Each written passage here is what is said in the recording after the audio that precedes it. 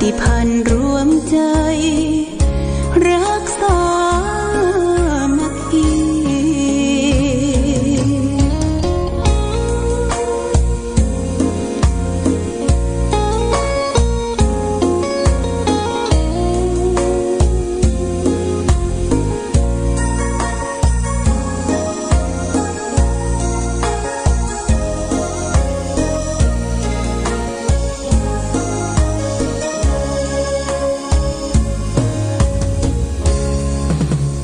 เป็นวัดร้างโบราณสืบสาน2524พระมหาราชครูเกษราปัญญาปรมาติกาจารย์จากวัดดับภัยเชียงใหม่สืบสานเวลาผ่าน131 ปีนานไกลวัดพระบาทอุดมรุ่งเรืองงามตา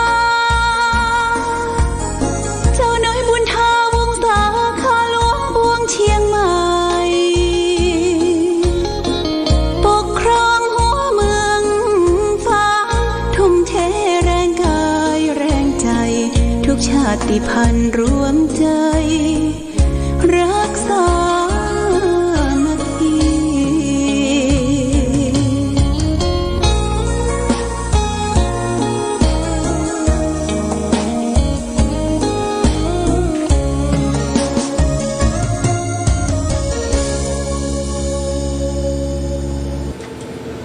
เจริญสุขศรัทธาสาธุชนญาติโยมท่านพุทธบริษัททั้งหลายวันนี้รายการธรรมะประทีปส่องต่างก็ได้มาพบกับพ่อแม่พี่น้องศรัทธาสาธุชนญาติโยมแห่งครั้งหนึ่งวันนี้เป็นวันอาทิตย์ที่ 8เดือนมกราคมพุทธศักราช 2566 ขึ้นตรงกับเดือน4เหนือเดือน2ใต้แรม2ค่ำญาติโยมแรม2ค่ำวันนี้เป็นวันอาทิตย์เป็นวันหยุดการหยุดงานของข้าราชการบ้านเมืองตลอดถึงสถานการศึกษาเป็นอิสระบ่มีผู้บังคับบัญชาบ่มีใครที่จะมาบังคับเขาทำมีเป็นอิสระในการทำงานเช่นพ่อค้านายขายคนทำงานการเกษตรกรต่างๆเขาก็พักท่องหยุดท่องและวันอาทิตย์นี้ทางสถานีวิทยุชุมชนคณะสงฆ์อำเภอฝางและก็แพร่เครือข่ายไปหลายสถานก็จะเปิดซอญาติโยมเนี่ยเปิดซอพื้นเมืองเป็นวัฒนธรรมประเพณีที่เราจะต้องฟังผู้เฒ่าผู้แก่พ่อแม่ศรัทธาก็ฟังสถานีของวิทยุชุมชนคณะสงฆ์อำเภอฝางบางท่านบางคนว่าเข้าใจอย่างซอวันค่ำว่าก็เพิ่นวันอาทิตย์นี้เพิ่นจะเปิดซอวัดประเพณีศีลธรรมศีลธรรมประเพณีต่างๆแล้วก็ประวัติครูบาอาจารย์ก็จะมาเปิดให้พ่อแม่ศรัทธาญาติโยมที่ต้นชอบฟังได้ฟังถ้าคนใดบ่ชอบฟังก็ไล่ขึ้นไปฟังที่อื่นนะอันนี้ศรัทธานี้เขาก็จะเปิดซอเป็นกู้เป็นกินกับญาติโยมท่านสาธุชนทั้งหลายมีแจ้งรับทราบนี้วันอาทิตย์ก็มีภารกิจที่จะต้องทำสำหรับตัวหลวงพ่อเวลา9 โมงครึ่งนี่ก็จะไปขึ้นบ้านไปที่ถิ่นศาลจากบ้านใหม่แล้วกลับมาถึงวัดประมาณสักเที่ยงก็จะได้เดินทางเข้าเชียงใหม่จะได้ไปร่วมทำบุญร่วมกินร่วมทานในงานปล่อยหลวงวัดป่าตึงครูบาล่าครูบาหลวงพ่อครูบาล่าตาทิพย์ต้นมีปล่อยหลวงไปหอมปล่อยหลวงแล้วก็พวกถึงค่ำแล้วก็จะติ๊กมานอนที่ในเชียงใหม่นอนติ๊กในเชียงใหม่นอน1 คืนแล้ววันพรุ่งนี้ ก็จะกลับมามุทิตาพร้อมที่วัดรัตถิวันวัดท่านพระครูบัณฑิตธรรมพรรองเจ้าคณะแม่ริมเจ้าคณะอำเภอแม่ริมวัดรัตถิวันนี่ก็วัดส่วนกลางนะวัดส่วนกลางเพิ่งจะมีการทำบุญในวันที่10ฉลองรองเจ้าคณะอำเภอแต่วันพรุ่งนี้จะไปพร้อมก่อนพอวันที่10นี่ญาติโยมก็ทางชมรมผู้สูงอายุของในเทศบาลตำบลเวียงโดยการนำของท่านประธานก็คือจ่าวัฒนะชะเชียงใหม่จะได้นำผู้สูงอายุมาเปิดโรงเรียนเป็นปฐมฤกษ์ที่วัดพระบาทอุดมน้ำบ่อสวาที่ศาลาปฏิบัติธรรมวิปัสสนาน้ำบ่อสวาศาลาพระเจ้าละแข่งที่ก็ต้องอยู่รอรับและเปิดฮื้อปอฮื้อโจฮื้อใจแต่ชมรมผู้สูงอายุในเขตเทศบาลตำบลเวียงป่าวันที่10นะวันที่10อันนี้จะแจ้งญาติโยมท่านสาธุชนทั้งหลายรับทราบแล้วก็งานพระราชทานเพลิงศพท่านพระครูเจ้าอาวาสวัดศรีมงคลสันทรายนี่ก็ใกล้มาแล้วเลยญาติโยมเพื่อนก็จะเริ่มเอาศพนอนลงปราสาทก็มาประมาณวันที่11 12 13เนี่ยวันที่14นี่ก็เริ่มที่จะทำบุญสุนทานหลวงพ่อก็จะเทศคืนวันที่14วันที่15นี้เพิ่นก็จะมีพระราชทานเพลิงศพในวันที่15เช่นเดียวกันที่วัดต้นรุงจองตก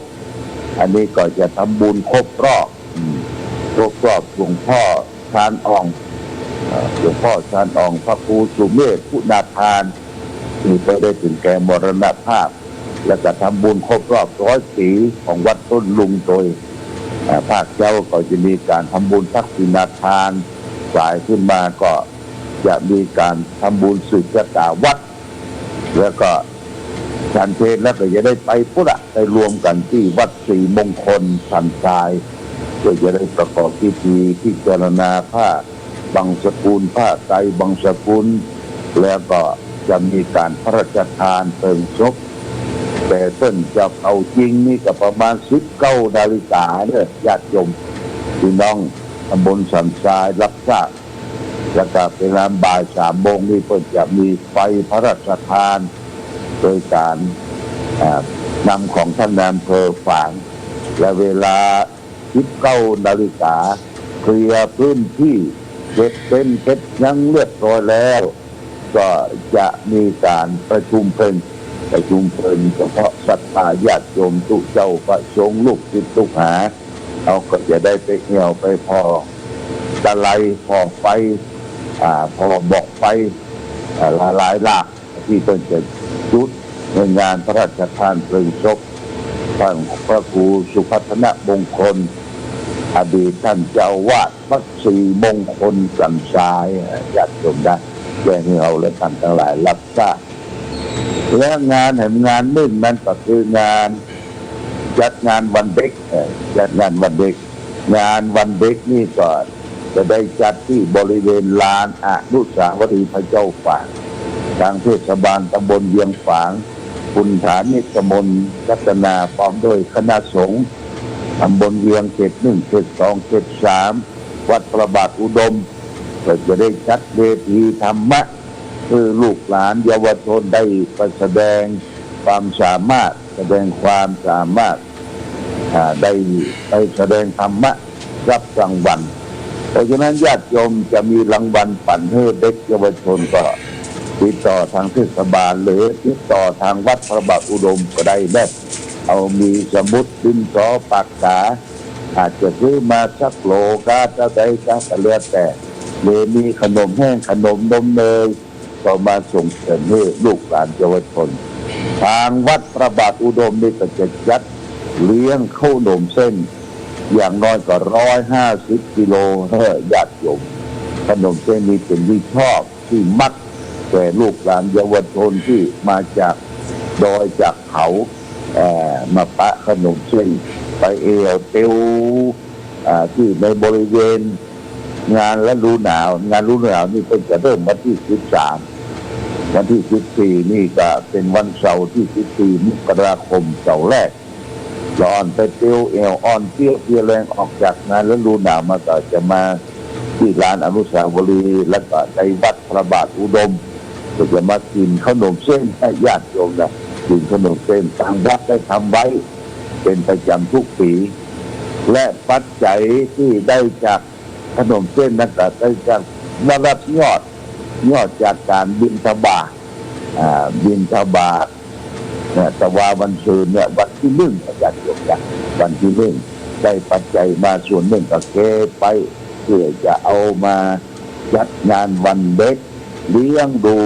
ลูกหลานเยาวชนที่จะมาร่วมในงานวันเด็กอันนี้ก็แจ้งประกาศให้ญาติโยมท่านสาธุชนทั้งหลายการที่เราได้ช่วยกันอนุเคราะห์สงเคราะห์ลูกหลานเยาวชนได้ทำบุญทำทานเนี่ยก็เป็นการดีญาติโยมเนี่ยเป็นการดีเป็นการให้กำลังใจแก่ลูกหลานที่ได้มาร่วมแสดงออกซึ่งความสามารถของลูกหลานไม่ว่าจะอยู่ในถิ่นใดอยู่ในตำบลใดก็มากันมาแสดงความสามารถที่ได้ห้ำได้เยียดอาจจะมาร้องเพลงอาจจะมาเต้นก็ได้เต้นเป็นคณะร้องเพลงเพื่อให้เกิดความสนุกสนานแต่วันเด็กแห่งชาติอันนี้ก็แจ้งให้ญาติโยมเด็กวันนี้คือผู้ใหญ่ในวันข้างหน้าผู้ใหญ่ในวันข้างหน้าก็จะได้พัฒนาประเทศชาติบ้านเมืองของเราเป็นผู้เฒ่าผู้แก่พ่อแม่ศรัทธาก็ดูแลลูกหลานลูกหลานของเราถึงแม้ว่าไม่ใช่ลูกใช่หลานนั่นคือเป็นเยาวชนของชาติที่จะได้พัฒนาประเทศชาติบ้านเมืองของเขาต่อไปด้วยกันส่งเสริมญาติโยมนะด้วยกันส่งเสริมใครจะบริจาคห้างร้านไหนจะทำบุญทุนทานจะมีขนมนมเนยเอามาบริจาคที่หลวงพ่อดีได้ในสถานีก็จะได้ประกาศแก่ศรัทธาญาติโยมหรือใครจะมาเลี้ยงไอศครีมสักถังนึงก็ได้ญาติโยมติดต่อคนที่เป็นขายไอศครีมเอาไอศครีมมาเลี้ยงลูกหลานไอ้มีสตุ้งสตางค์นะเอาไอศครีมมาเลี้ยงหรือน้ำน้ำหวานน้ำปานะไอ้ยังก็ได้ที่เป็นการส่งเสริมคือลูกหลานเยาวชนเรา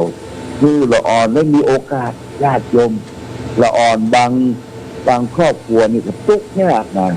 แต่ทุกข์ยากอยู่บนดอยบนเขาปีนบนโคกโลกมาเอวนี่เขาก็เป็นดูสงสารเขาเนาะที่เขาได้กินได้บริโภคโดยมีเมตตาธรรมจากผู้ใหญ่ใจดีทั้งหลายผู้ใหญ่ใจดีทั้งหลายทางวัดนี่ก็มีอย่างก็ออกมาได้บอกประกาศคือแก่คณะสงฆ์ทุกวัดในตำบลเวียงว่าขอรางวัลวัดละ10 ชิ้นรางวัลวัดละ10 ชิ้นแต่ทางที่วัดพระบาทอุดมนี่ไปบิณฑบาตมาก็ได้ได้บะหมี่ได้ขนมได้นมแพ็คใส่ถุงเรียบร้อยแล้วญาติโยมนะมีแพ็คใส่ถุงจะได้เอาไปยื่นไปปั่นให้แก่ลูกหลานเยาวชนที่ได้มาแสดงออกซึ่งความสามารถในการที่จะได้แสดงออกที่ในงานวันเด็กแห่งชาติในปีนี้ญาติโยมนะอันนี้ก็ต้องขอบคุณพระบุตรมานะโอกาสนี้ล่วงหน้าโดยวันนี้ได้มาพบกันก็จะเอาสาระธรรมประทีปของหลวงพ่อท่านเจ้าคุณพระศรีธรรมวิเทศกมลโชติมันโตอดีตรองเจ้าคณะจังหวัดเชียงใหม่วัดสันปะคอยมาอูจาเป็นลำดับที่97นะเป็นตั้งชื่อว่าธรรมะของสัตบุรุษไม่คล่ำคล้าธรรมะของท่านผู้รู้เนี่ย ไม่ค่ำค่าทีนี้เป็นก็อธิบายว่าคำว่าชราเป็นภาษาบาลีแปลว่าค่ำค่านะชราเนี่ยค่ำค่ารถยนต์เก่าๆอายุมากๆชำรุดทรุดโทรมต้องซ่อมบ่อยๆเรียกว่ารถชรากฎหมายเก่าๆซึ่งทั่วโลกเขาไม่ใช้กันแล้วแต่เรายังใช้กันอยู่ก็เรียกว่ากฎหมายชราภาพพูดถึงคนก็เหมือนกันคนเก่าๆหรือคนเก่าคนแก่เกิดมานานๆเรียกว่าคนชราทุกสิ่งทุกอย่างในโลกนี้ไม่มีอะไรสักอย่างหนึ่งที่จะพ้นจากภาพชราไม่ว่าจะเป็นรถยนต์กฎหมายหรือว่าเป็นคนแต่น่าอัศจรรย์จริงๆมีอยู่สิ่งหนึ่งที่ไม่มีต้องตกอยู่ในสภาพชราแม้เวลาจะผ่านไปกี่ร้อยกี่พันปีหมื่นปีก็ตามสิ่งนั้นก็คือได้แก่ที่ไม่ค่ำค่าไม่เข้าถึงความชราสิ่งนั้นคือธรรมะของสัตตบุรุษธรรมะของสัตตบุรุษคำว่าสัตตบุรุษนี่คือท่านผู้รู้นะญาติโยมมีพระพุทธเจ้าเป็นต้นเป็นประธานในคุตตกนิกายธรรมบทระบุไว้ว่าสตัญจะธัมโมนชรังอุเปติแปลว่าธรรมของสัตตบุรุษไม่เข้าถึงค่ำคร่ายกตัวอย่างเช่นพระธรรมอันเป็นคำสอนของสัตตบุรุษเช่นพระพุทธเจ้าแม้พระองค์จะตรัสไว้กี่ร้อยกี่ปีกี่พันปีก็ตามธรรมอันเป็นคำสอนของพระองค์ยังทันสมัยอยู่ไม่เก่าแก่ไม่คล่ำค่าไม่ล้าสมัยเป็นว่าพระพุทธเจ้าตรัสว่าอบายมุขเป็นปากทางแห่งความเสื่อมเช่นความเป็นนักเลงสุราความเป็นนักเลงผู้หญิงเล่นการพนันเที่ยวกลางคืนคบคนชั่วเป็นมิตรเหล่านี้เป็นอบายมุขเป็น 2,000 ปีก่อนที่พระพุทธเจ้าได้ตรัสสอนไว้อบายมุขมาจนถึงปัจจุบันเป็นทางเสื่อมเป็นทางสุดหายอย่างนี้เป็นต้นสมัยเมื่อ 2,000 ปีก่อนพระพุทธเจ้าตรัสว่าคนที่มีกตัญญูกตเวทีเป็นคนดีคนที่มีความซื่อสัตย์สุจริตเป็นคนดีคนที่มีความอดทนมีความสงบเสงี่ยมเป็นคนงามแม้ปัจจุบันนี้เวลาผ่านไปตั้ง 2,000 ปีแล้วธรรมะนี้ก็ยังไม่ชราภาพบิดามารดาก็ต้องการมีลูกที่มีความกตัญญูนายจ้างก็ต้องการลูกจ้างที่ดีมีความซื่อสัตย์สุจริตคนที่มีความอดทนสูงมีแต่ความสงบเสงี่ยมไม่จุ้นจ้านวุ่นวายนี่ก็ได้ฝึกฝนตนเองเป็นคนดีเป็นคนงามในสังคมปัจจุบันอยู่เพราะฉะนั้นธรรมะของสัตตบุรุษของท่านผู้รู้เช่นพระพุทธเจ้าเป็นต้นเป็นประธานอาการิโกคือไม่ประกอบด้วยการให้ผลดีแก่ผู้ปฏิบัติทุกเมื่อเชื่ออย่างดีเป็นต้นธรรมะของพระพุทธเจ้านี่บักแก่บักค่ำบักคาบักชราภาพญาติโยมนำมาใช้ได้ในปัจจุบันนี่ก็เขาได้ประพฤติปฏิบัติธรรมได้ใช้ชีวิตประจำวันได้ใช้หลักธรรมมาเป็นที่แนวทางทางเดินของชีวิตเราก็จะมีความสุขความเจริญโดยบาปเป็นคนบักค่ำบักค่ำคร่าญาติโยมเป็นคนตั้นสมัยอยู่เสมอเพราะจิตใจเขามีคุณธรรมมีธรรมะแล้ววันนี้ได้มาพบก่อนอื่นประชาสัมพันธ์ให้ญาติโยมท่านสาธุชนทั้งหลายขณะนี้ วัดพระธาตุเฉลิมพระเกียรติอยู่ที่เชียงหวายเนี่ยวัดท่านเจ้าคุณพระราชกิติสุนทรที่ปรึกษาเจ้าคณะภาค7เพิ่งกำลังสร้างพญานาคยาวนะยาวหนทางขึ้นไปถึงหน้าอุโบสถ2 ตัวหน้าใหญ่ยาก2 ตัวแต่เพิ่นต้องการให้เราได้มีส่วนร่วมเป็นเจ้าภาพเกศนาคญาติโยมเกศนาคนี่จะใจนักเป็นเกศที่รอเป็นเกศที่เคลือบด้วยเซรามิกอย่างถ้วยที่เราเคลือบนี่แหละนะเกศ1ชาว5 บาทเนี่ยญาติโยมได้ไปเป็นเจ้าภาพเจ้าศรัทธากันได้หลวงพ่อกับประชาสัมพันธ์ผ่านแล้วก็กู้หลังนี่ก็มีหลายอยู่กู้ใช้กู้หลังยากนะกู้250 บาท210 บาทไปเป็นเจ้าภาพเจ้าศรัทธาหลวงพ่อก็บริจาคเกศนาคไป121เกศแล้วก็กู้หลังแห่ง9 เกศรางวัลก็จะได้นำปัจจัยไปมอบคือท่านเจ้าคุณได้สร้างพญานาคขึ้นวัดพระธาตุพระธาตุเฉลิมพระเกียรติเวียงหวายนะญาติโยมถ้าบอกงูตี้ก็เอาขี่รถไปตำบลบ้านปิ่นเนี่ยไปถึงกาดเวียงหวายโพ้นตะลิงไปก็เลี้ยวซ้ายไปแห่งสัก50 เมตรก็เลี้ยวขวาไปตามเส้นทางไปถึงจะไปปะว่าวัดพระธาตุเฉลิมพระเกียรติก็เลี้ยวซ้ายขึ้นไปมีทิวทัศน์อันสวยงดงามพอหันเบื้องฝางขั้วแล้วก็เพิ่มสร้างพญานาคไป2 ตัวเนี่ยตัวใหญ่ตัวยาวญาติโยมแปดข้างเกศนาควันนั้นคุณกนกพิชัยนาก็บอกว่าไปวัดพระธาตุเฉลิมพระเกียรติมาไปบริจาคเกศนาคญาติโยม10 เกศนี่ก็10 เกศก็250เนาะ10 เกศนี่250ขณะวันนั้นกับคณะแม่จงดีคณะผู้ปฏิบัติธรรมประจำวันเสาร์ก็ได้เรียกรายกันไปทำบุญบอกกันไปทั่วในญาติโยมไปสร้างพญานาคขึ้นที่วัดพระธาตุเฉลิมพระเกียรติหลวงพ่อก็บริจาคไป121เซตแล้วก็กู้มันแห่ง9 เกศเนี่ยจะบริจาคนักขัวศรัทธาญาติโยมเอาบัดได้กันเนาะเอาคนละเกศ2 เกศ4 เกศ5 เกศแล้วแต่ตามเจตนาเนอะไปขึ้นไปร่วมกันรวมเป็นกลุ่มเอารถยนต์ไปเอี่ยวไปพอก่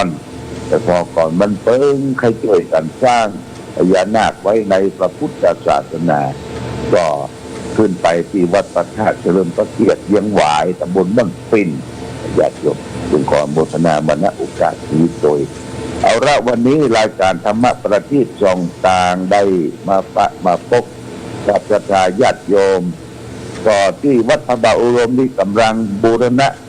อุโบสถเจดีย์นี่เสร็จกันแล้วล่ะญาติโยมแล้วก็เลยมาอุโบสถสร้างกำแพงแก้วและสำหรับที่บริจาคเทวดายืนนี่หมดแล้วเนอะญาติโยมเทวดายืนนี่หมดนะแล้วก็มีซุ้มไ